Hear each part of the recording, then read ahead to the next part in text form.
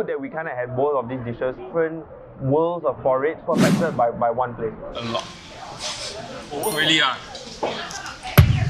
This right is miles better than the Amoy one. Please lah. So on today's episode of Food Hunt, we are going to Hougang, and we're going to be joined by a special guest at one of our locations to answer questions that have been coming up online about hawker culture, so you don't want to miss that. So with that said, let's go to our first location. Okay, so we are at our first stop today. It's in Heng Kee Porridge. It's so famous, but it's massively crowded. There's a line of seats outside also. We were worried. We even bring our own chair. We scared we no place to sit. So we ordered two main dishes. The first one is their signature porridge, which has all these like ingredients that they are known for. They have like their pork balls that they are famous for. They have the minced pork. They have the fish. They have the sotong. There's like century egg. There's a bunch of stuff in here. There's like even pig innards, pig intestines. Then we also ordered something that they're also famous for. Their frog porridge. So I asked her. There are actually three versions of this. The one that we got is the one the lady at the front, the counter recommended. It's clay pot dried chili frog. So it is dried chili, spring onion, frog porridge. Okay, yes, what he said, okay? And then we ordered it with a serving of just like plain porridge. And we ordered it with two frogs. So you can get it with one frog, which is just $10. This is two frogs, $18. And then of course we got youtiao lah, because that's highly recommended also. This location is the most recommended location by our community. I just want to say, the queue is fast. So I don't think you need to be like put off by the queue. Okay. Which one first? Let's try. I think we should just try their signature stuff first. Thank you, sir. One of everything. Also, it's Dan's birthday today that we are filming. So happy birthday, sir. Hey, thank you. Hopefully all the food is good today. Cheers. Alright.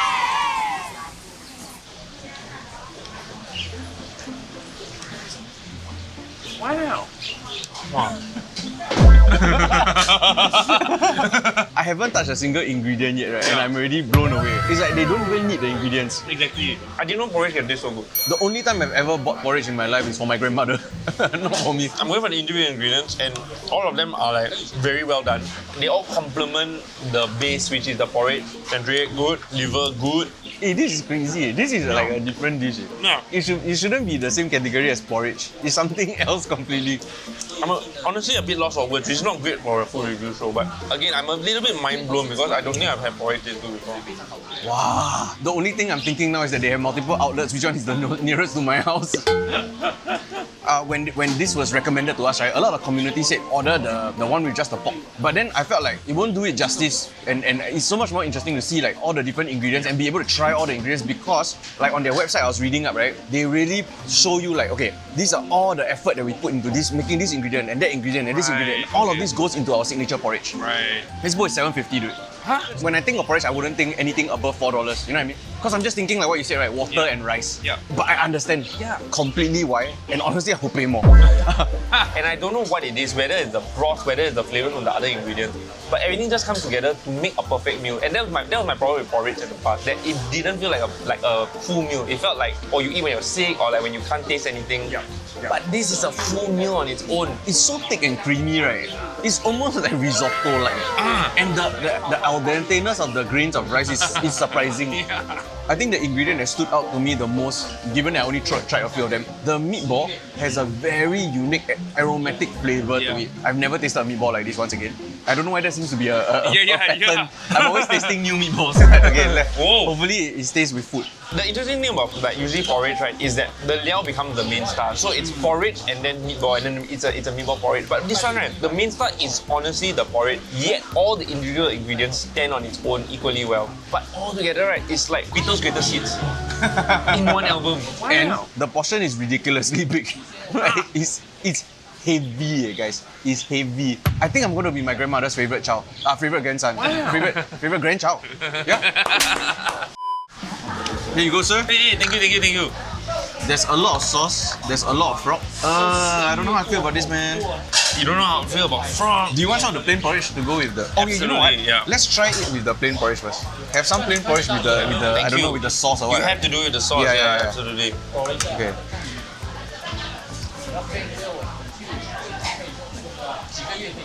I was warned that this would be spicy, and it is. And it's not a slow burn kind, it's the instant one. But it's nice. To be spicier. You have an expectation for this? It needed to surpass the long 9 Geylang one for me. I think it's pretty close. Okay. Yeah. Okay, I'm going to try the frog meat now. Oh, Ooh. it is damn tender, yeah. Yeah. It has like the texture and consistency of fish. It falls apart like a fish. Yeah. But it has the texture of chicken. Yeah. But very, very tender chicken. It's fishy chicken. But I can't really taste the. Can you taste the meat? I think it's overpowered by the sauce. Yeah, yeah. But I think- Which I don't find is a problem. Yeah, with this kind of dish, like the sauce is so good already that it's fine. You actually need ingredients that are a little bit more of a blank canvas to I see. let the sauce shine. I'm very impressed by the sauce. Yeah, dude. I actually think I might prefer this than the long line one. Oh, okay. Yeah. Both are honestly very, very good dishes. It's a lot of frog though. It's a lot. I think you can share this with like 3 people. Me personally, I wish there was more ingredients that I can eat the sauce with and not just the frog. Yeah, because I can't really taste the frog meat distinctly. The sauce goes amazing with everything. The sauce is fantastic, but that feels like the only thing that's lacking for me. I think for me, like the experience with frog leg porridge has always been, it's never a standalone dish. It's always something that you have alongside with something else. So I'm quite happy for it to be kind of the way it is, like without too many things going on, because I have something else that I'm gonna enjoy together. So I think it's quite good that we kind of had both of these dishes, because you kind of get two different tastes, two different worlds of porridge, but perfected by one place. So I kind of like this combination a lot. Really? Oh shit. I'm also really happy that it's just the two of us because we have more to share.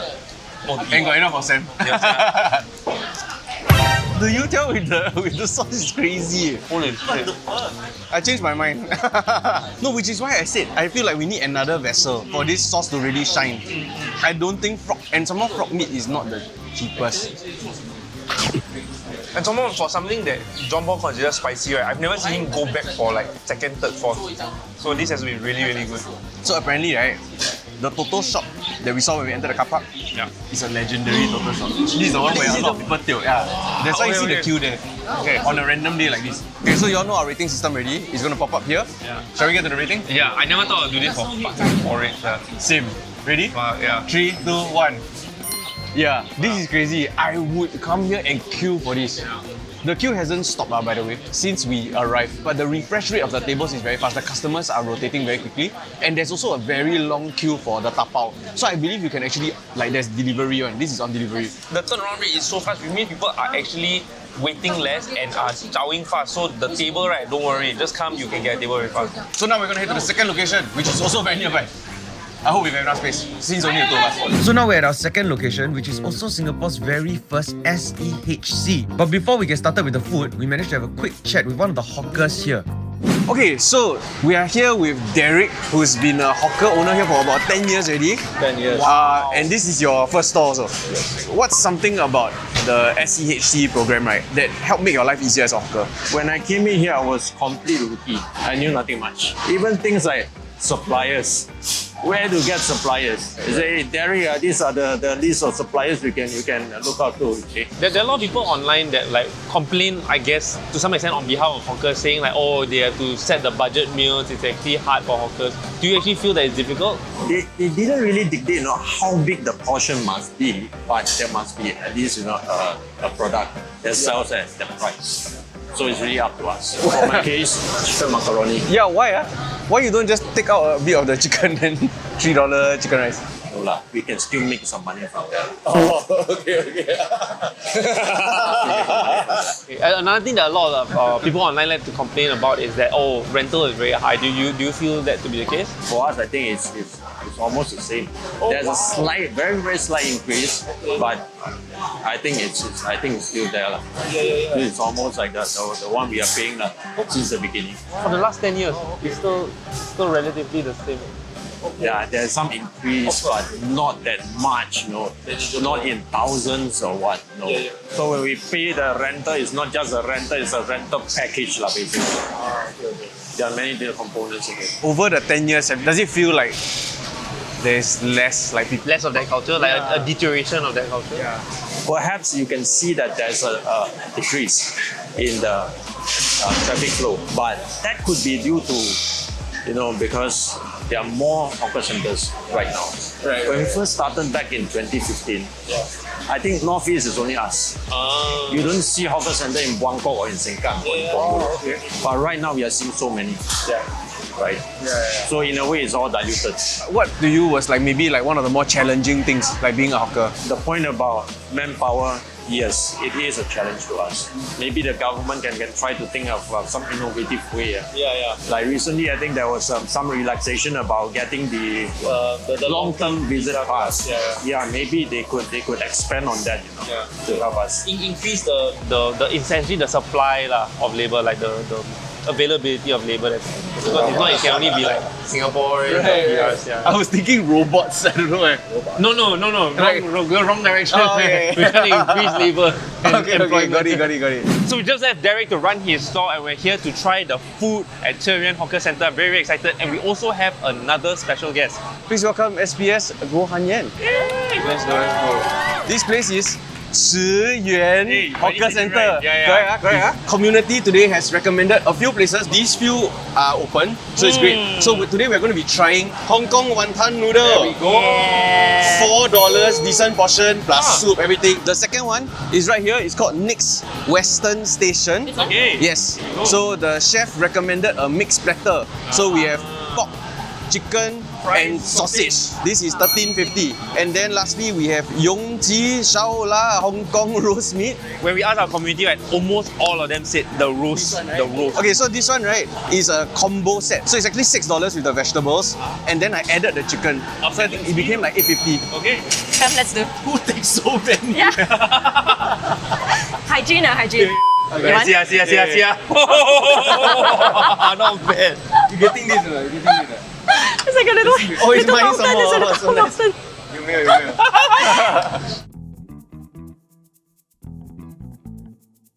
How do you find it? Not bad. The spiciness is very balanced with the rest of the flavors, and the char siu is damn tender. Yeah. I thought it was okay. I do have a preference for black sauce wonton mee. I think it was okay. It was above average from what I normally have. The chili was good. finding positive notes. I like the black sauce, and the noodles are still not too soggy. This wanton mee, right, is for me the same as the other two dishes, which is that if you are craving, like, it satisfies the most like standard expectation of what these dishes are supposed to represent. Let's go. I think this one is very, the word is not nostalgic, but when you think of Western food, right, like the hawker Western food, right, this hits the spot, right? Because like I don't want to go to like Aston's or this is different already. They're too ang moh already. Yeah, it's the restaurant version. I cannot. They sold out. I want this one. Yeah. To me, right, it's really the chicken chop, the crispy brown sauce, black pepper chicken, right? It's just reminiscent of Hawker Centre Western. Yeah. And they just do it right. The only thing that's missing here is, you know, The bun. the bun that is like dripping with oil. Oh, that's the best part. Yeah. But That's now the it's best. a healthier SG. Oh, is that why? I don't know. Where's the unhealthier SG? You want to go there? I need the bun. The sour here is quite good. Right? Like, sometimes when it's cold, right, it will almost like separate the fat and the meat. But this one, right, still made in your mouth, even though it's cold. Okay. The siobak, Yeah. actually really quite good. That stood out the most to me as well. That's the best meat for me. The char siu was okay. I thought the chicken was pretty good too. Yeah. I feel like we are spoiled already. You know, since they came up with the char siu, there's like the thick one, like almost like a sanchen roll type of char siu, right?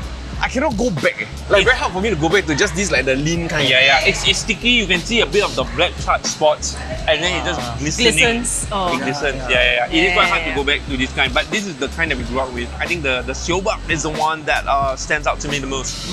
Okay, so on the way here, right, I was trying to do some homework. So my homework is just ask Dan. So I was asking him, what is the difference between a Kopitiam, a hawker centre, or like all the other kind of stalls, right? Can Food you court. explain it again? Yeah, so what's Because the I thought his difference definition then? was quite I'm good. probably going to get it wrong. From my understanding, with like coffee shops and food court, almost any private organisation can come in and run it. So like in terms of the individual stalls, it could be a chain. Anyone can work there, whether you're Singaporean or you're from overseas. Whereas for hawker centres, it's very much to preserve hawker culture. So only a certain group of people can operate it. It needs to be a single owned person. You cannot come from like an MNC. Cannot be like Hawker Chan cannot suddenly just open a hawker, ironically, even though it's in his name. And only like, I believe, Singaporeans and PR can PRs, work that's there. right, and that's PRs. right. And cannot have multiple of the same type of store, is it? It has to be owned by a different person. Right, so you may see some repeated names, like for example, everyone knows Munchies also, right? You see sometimes, right? yes. So there are Munchies in different areas, but each owned by a different stall owner. Okay. So it's the store owner that gets in for the stall. So the store owner must be a Singaporean or PR. Yeah. So that's where the difference between I see. a food court or coffee shop. And we are also sitting in the very first SEHC in Singapore, Okay. which is the socially conscious So close. enterprise Enterprise. hawker center. No wonder we abbreviate it lah. Okay. Yeah. SEHC, that's Okay, right. so for the people who Small don't know, sorry, going in the wrong direction. What is SEHC? A bit about the history, right? Hawker centres were set up in the 70s, 80s because we were resettling street hawkers. And there used to be street hawkers everywhere. We settled them for hygiene reasons, sanitation reasons, Which is food why safety NEA is reasons. involved. That is Okay, right. okay. If not, it's very strange, right? Joining the Why is dots. NEA doing this? Yeah. So hawker centres built by government, we resettled them into these stores. Yeah. Then we stopped building them in 1985, which was before when all of us were born, right? Yeah. Stopped building them, and then fast forward to about 2 decades later, 2011. Then we realized that there was a need for more affordable food options. Because you had coffee shops, you had food courts or whatnot, but in the newer estates, you didn't have hawker centres anymore. And so there was a lack of options over there. So that's where we realized, okay, 2011, let's go in, rebuild hawker centres. Yeah. The consumers are a bit different, right? You have people who are dual income. By the time they get home from work, they don't want to cook. So they want to have options at the hawker centre that's around the clock, 3 meals. Whereas the older hawker centres tended to close a bit earlier because there were no requirements around them. Right. So then we needed availability, we needed diversity also because the younger generation, you want a greater diversity of food options and you still wanted it to be affordable. So that's where we said that, okay, we needed a new model to do this. The old NEA model probably wouldn't work for today. Introduce a new model, SEHC, meaning that we get an operator in. This is not the government, an operator comes in because they come in with certain expertise to be able to go out there, find hawkers, find F&B people, right? Chefs who might want to come out and do their own thing. And they also need to have this experience of how to find the right mix of stalls so that from day one, the residents get to enjoy it. And so footfall comes in immediately as well. Because these are newer areas that are less mature estates. In SEHCs, yes, tend to be in newer estates because these are new stalls, new hawker centres. In the older hawker centres, stall comes up, they bid for the stalls, and the highest bid gets the stall, right? NEA model where it's a bidding model. Got it. Whereas SEHC, there's an operator that comes in that NEA or the government then pays them a management fee, but the operator also pays the government rent for the whole centre. Because from the start, the government builds the centre, right? And this built cost is not recuperated from the hawkers. They pay the government a rent. The government pays them a management fee all the time. The rent will be more than the management fee we pay them. So net, they still pay us money. Right. Okay? And then the hawkers will then come in and have contracts together with the operators. So then the operators are the ones that manage the centre. They are the ones that bring in the footfall. They are the ones that curate the hawkers that will be in the centre. At the end of the day, right, it's important for us to ensure that the hawkers' welfare is being safeguarded. Okay, so we think that it cannot be a purely commercial arrangement. That NEA, while we are not directly managing the hawkers, we do want to be closely involved to ensure that hawkers' well-being are protected. So it's socially conscious for the hawkers. For the hawkers and also for our residents, right? Because we want to ensure that food remains affordable, there's a good diversity of food options. What makes it socially conscious in practice? In practice is that the operating surpluses of these centres, 50% has to be ploughed back into the centre to have initiatives to help the hawkers or to bring in more business so that the hawkers also in the end benefit from the higher footfall. So what does that look like ploughing it back to the centre? So for example, some of you who are more familiar with the centres in your neighbourhoods, they have shuttle buses to bring in footfall. It could be like durian parties or it could be loyalty programs. And this is important because, as you said, SEHCs are usually in areas that are less mature, right? So from day one, they still need to kind of bring in these new residents, introduce the centre to everybody. So that is the reason why commercial players are pretty important because they have the expertise to get these initiatives going. Speaking about socially conscious, and you mentioned it for the residents, I think a chief complaint that has come up in the interwebs and the forums is that the hawkers are obligated to provide these like cheap meals, these $3 meals, and they are contractually obliged to do it.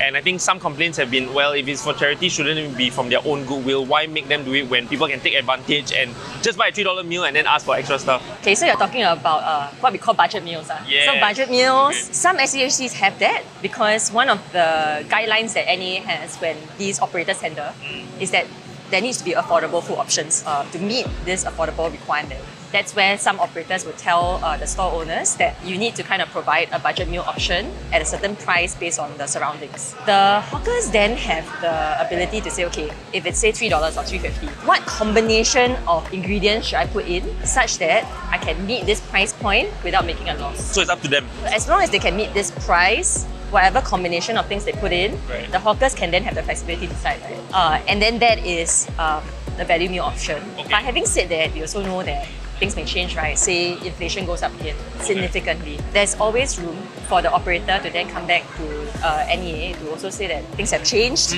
Can I moderate up this price? Okay. And then that's where we can have the conversation and moderate up so that the hawkers aren't the one shouldering all the burden, right, of all these cost increases. So that's why there's a budget meal option. So earlier you mentioned that this model came about because there are new towns that need, these hawker centres, right? Yeah. There are new residences and they don't have enough options. But then there's this element of these hawker centres coming up and not enough customers, and so marketing needs to be done. So Yeah. it feels like, are there too many being built actually? Is this need actually required? I think it's a bit of a chicken and egg situation. Okay. Because these new BTO towns like say Pogo, Sengkang, Bidadari or whatnot, Yeah. the blocks will come up, right? And then they're coming up at different timings. And so the question is like, when do we put a hawker centre in, right? You put too early, then the Nobody- hawkers bolang. Yeah. You put too late, then the residents kind of struggle a little bit because they have no food options for a time. Right. So that's why within the contract actually, in the first year and second year, the hawkers, they pay 80% and then 90% of the rent.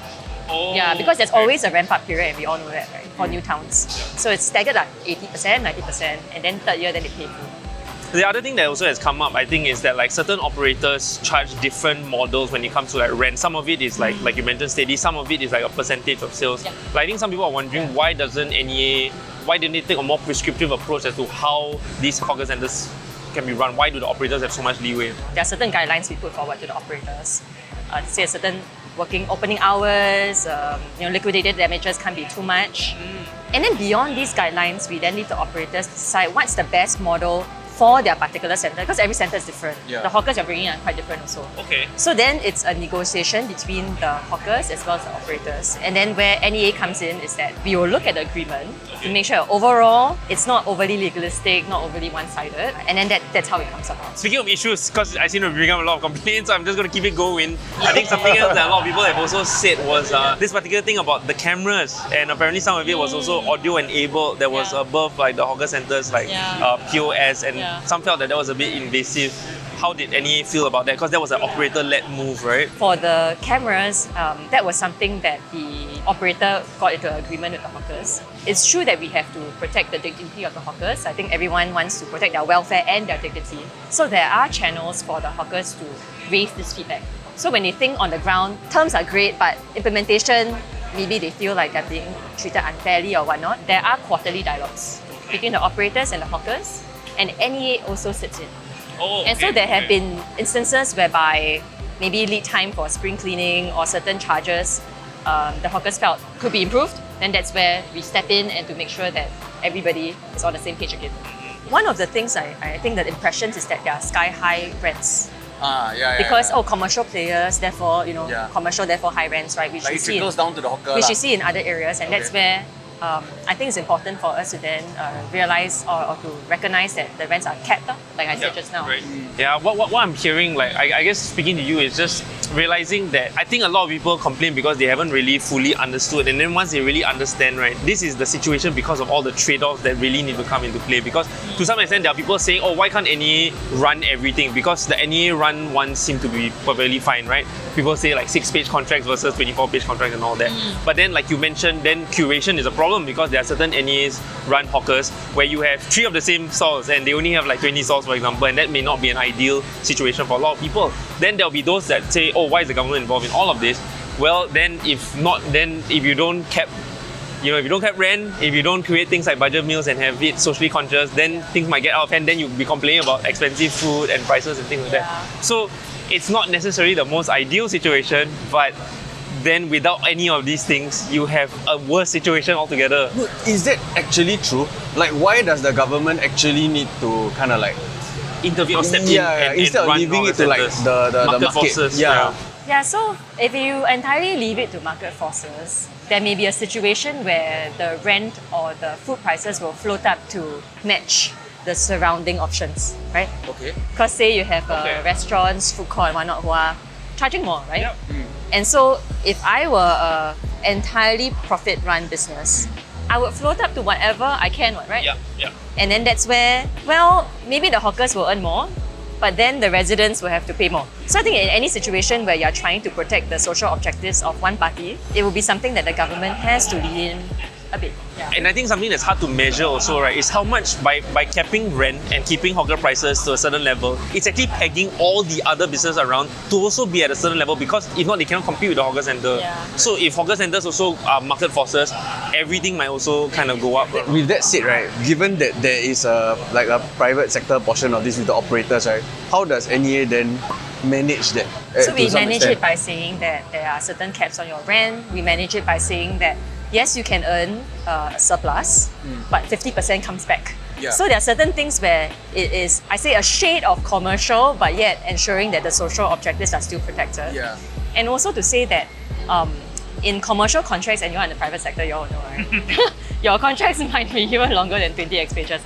And sometimes they're not as charitable about enforcing some of these things. You asked what we have done in the past. In 2018, NEA also came in to then look across and to help to make the agreements a bit simpler.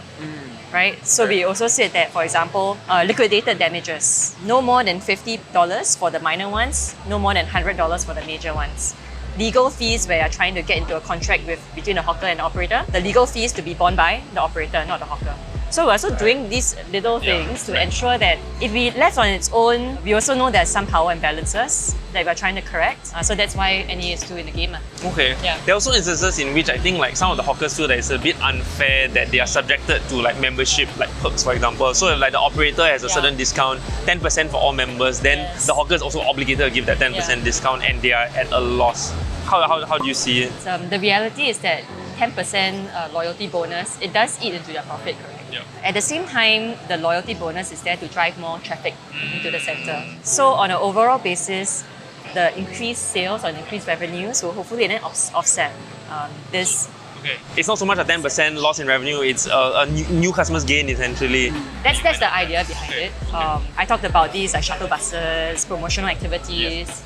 Again, these are borne by the operator from the surpluses versus from the hawkers. Okay. And then for the government coming in to foot the bill of building the hawker centre, which is in the millions, is also an implicit subsidy to the situation. Another factor is that like hawker culture, the preservation of hawker culture, right? Like I was reading like on Reddit, and somebody was saying that like, last time it was push carts. Then because of like sanitization reasons and all that, then we have just changed it. So then we house them in like hawker centers and all that.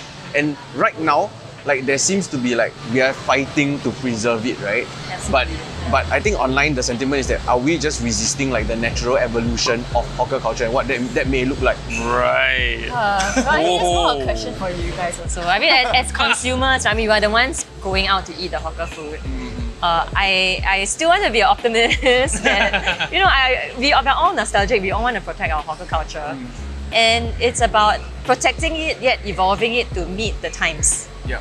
Right? Because people now do want cleaner food, we do want a cleaner dining environment. So the push cart style wasn't going to work anyway. Yeah. Right? So in this current day and age, newer setting, newer experiences, even newer food concepts, but yet still protecting what gives us that nostalgia or that culture. I mean, you look around, over in SEHCs, we do get younger hawkers because, like I said, the operators can go out there and find all these operators. And you have like programs they also, have right? incubation programs too at the SEHC, so that helps. The reality though is still that, yes, we ask them to open 8 hours only, but there's still food prep. You're still on your feet the whole 8 hours, right? So it is a tough business, and we recognize that. So I think the notion of what is our hawker culture it's something that we have to continue to ask ourselves and the society at large, right? Yeah. Because at the end of the day, we are protecting it because it's our country's identity. Yeah. Yeah. I think if we got one day we got no more char kway teow, I will cry. It'd be very sad also. No, but you see, then there comes the other trade-off, right? Because it might not necessarily be the same group of Singaporeans, but there are two camps where Yeah. let's help our hawkers, they're not earning enough. To the other, like, oh, hawker prices are increasing, like, why, like, can we keep it back down? So, like, you can't have both, right? You can't, like, pay more to your hawkers while not wanting food prices to go It's up. an absolute, like, yeah. I recently went to US, right? Yeah. I go and eat cai fan in America, right? And the expense. You wait. Cai fan there is 20 USD eh. No, but you see, yeah, exactly. Siao That. one Like eh. every other developed nation, and I would consider Singapore But they got as... kolo yolk. sorry. Yeah. Orange That's chicken. But that's exactly it. Like, we look at any other country that's similar to Singapore in terms of the development scale, right? Like, food prices are expensive, and yet Singapore, there's like a $4. People complain like, oh, it's no longer 70 cents. A $4 meal is crazy to think about in any other developed nation. If there are young people today, and I'm sure we're still opening more hawkers, or that there are hawker centres with vacant lots. Yes. We're encouraging young people to take it up. Is that really the right thing to do, given that it's so difficult? We want to open options such that our young people can decide on their own. I don't think we're there to say, hey, be a hawker. Right? It's yes, we still want to preserve this. How can we then make it acceptable enough for you to consider if you're really keen on going down the F&B route? Actually, a lot of the young hawkers are more coming from family of hawkers. So they want to preserve their They got special legacy. recipe already. Yeah, so they want to carry on their good work of their parents. And so we want to lower the bar a little bit so that it's not so difficult for them to start. Still difficult, don't get me wrong. But to help them along the way. Okay, so to still be a hawker, it's still a profitable avenue. Yes, it is. It's a profitable avenue, yeah. Okay, so before we leave the location, we need to rate the food. So we have a system, which is shamelessly ripped off the Michelin Guide, and people keep saying that we rip off another guy called Elderic, but he also copied the Michelin Guide. Okay, so the system is 3-star system. 1 star is if you're here within the area, it's worth trying. 2 star is It's worth making a slight detour. 3 star is It's a destination. You go out of your way. You can also have 0 star if it's none of this. can half star also. But she cannot. She's gonna say 3. As a whole, As a ventilation good, Top notch, very cool. cleanliness good, lighting good. NEM Okay, no, it's a SEHC lah. So rating system. Okay, ready to rate? Okay, 3, 2, 1. Oh, I am an asshole. You have made me look very bad. Explain your fingers, sir. If you're in the area, definitely come here, for sure. But if you have to make a slight detour, I think the porridge place that we went to is my detour because it's so close. Okay, it's so close. That's my only reason. Because I didn't Yeah. That's true. It's a close 1 to 2. Okay, I'll save you a bit. Could be the 2. Thank you. Okay, why slight detour for you? Oh, because my constituency is... Not too far. Yeah. near me. Yeah, Nisun, right? Yeah. So, yes, can. Can detour. But if this was Nisun, she rate a 3. Okay, for me, slight detour because I never come to a SEHC like no consciously before because I didn't know what it was until today. And I think that the range of options here are very interesting. So to be able to see it, like if you want to talk about it, come and see it for yourself first. Exactly. And then on another day, maybe I can try the Korean fried chicken. Later I go to tapao the manchi, like a lot of options. In fact, if you are a family of like 8, 10, right, you can bring all them here. Everyone can order something else, right? And there's something for everybody. And facilities wise, solid. Yeah. I really scared the wind sound. But the wind damn good. Please show the fan. I'm cold. Yeah, actually cool. I need a blanket. So right now we are at 401 Hougang Avenue 10. A very highly recommended kopitiam by you guys. Fried fish soup with sliced fish soup, add milk plus noodle, which is the correct order, I believe. And then a community member actually graciously appeared here, and so he recommended the chicken wings and highlighted that the butter rice is actually part of what makes it so special.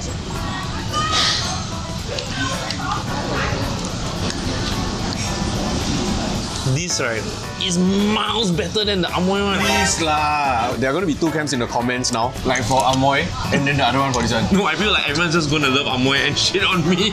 Actually, the sliced fish is very, very impressive. Like, you can tell that this is not some cheap ass like white sliced fish that they get. Like, it is, there's a bite to it. It's chunky, it's substantial, and it's fresh. Can I just show you how much fish they give? Oh. one of the the key things that I'm noticing about this that I think Amoy does better is that the soup is able to cling to the noodle a lot better. Okay. Like I need to eat the noodle, then I need to almost like take another mouthful of like the soup in order for me to really appreciate and enjoy the flavor of this soup. Whereas for that one, right, the flavor fully latches onto the noodle, so every spoonful is very flavorful. Amoy.